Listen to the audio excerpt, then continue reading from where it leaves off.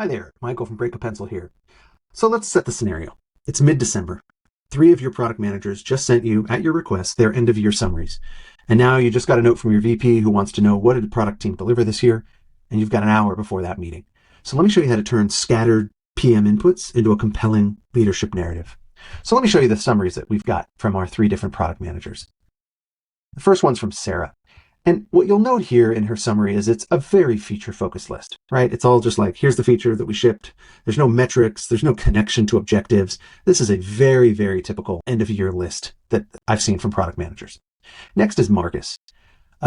He's got a lot of better structure and he provides some great, metrics, but it's far too detailed and everything gets lost and there's no impact around the so what, right? An executive wants to know, okay, great. So what do I need to, what did this do? How did this move the needle? And it's all kind of buried in this narrative.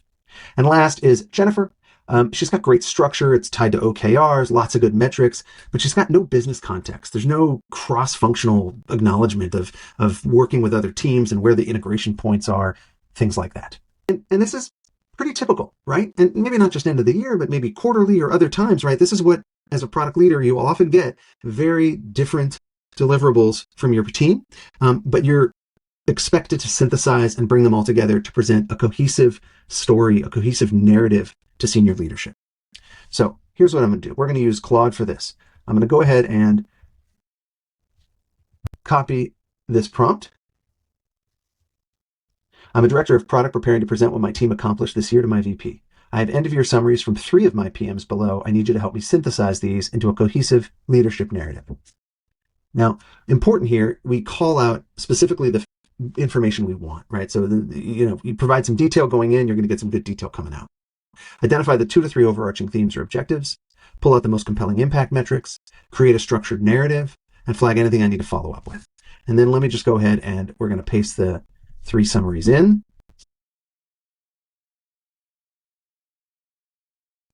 Okay. And let's let the AI take over here.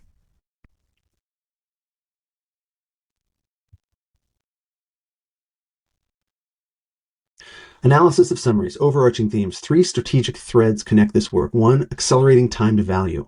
So it's tying in Marcus's work and Jennifer's work as acceleration of time to value. Scaling through the developer platform. It identified that Sarah's work is really all about a developer platform, right? Remember, Sarah just gave a lot of features. She didn't actually give real specifics as to how this relates to the business, yet AI was able to infer and interpret that.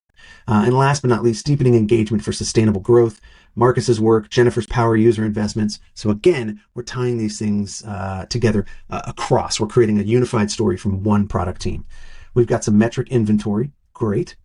Gaps to address. Sarah has 0 impact metrics. There's something we would want to go and ask her to look at. Marcus is missing the upgrade conversion. He flagged this himself, so let's go ahead and get that closed. And it's unclear if these are the same metric. Marcus and Jennifer are both citing an activation metric, but they're not lining up, so it's important to get those clarified. What's the 5-minute narrative? In 2024, product focused on 3 bets: making customers successful, building platforms, deepening engagement. So notice that it wasn't just fast, but its pattern recognition is incredibly valuable. It looked and found patterns across the team's work. It helps you see the overall strategic story that the individual contributors can't see from their own vantage point, right? Each of these 3 individuals don't necessarily see the big picture. You might, and you certainly could put this together, but it will take you a long time. AI will really help you accelerate that and tighten it up.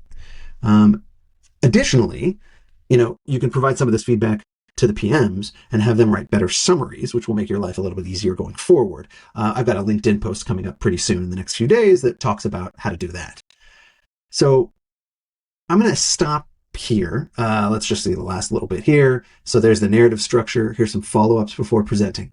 So this isn't final. I'm not done. I'm not ready to go to the meeting. I would want to read this. I'd want to ask some questions. I'd want to make sure I get those additional statistics or metrics from the team. But within about 10 or 15 minutes, instead of several hours, I now have the beginnings of a very, very clear story that I can turn around and tell. So my recommendation to all of you, as we're closing in on the end of the year, try this with your team's inputs, right? Maybe they've already provided you the year-end summaries. Maybe they haven't yet. So maybe start with asking them. But then try it out and see how it works and send this up to your senior leadership to show the accomplishments that not just individuals on your team did, but the team collectively did. Links to the resources, the sample year-end summaries, as well as the prompt are in the description below. And as always, break a pencil.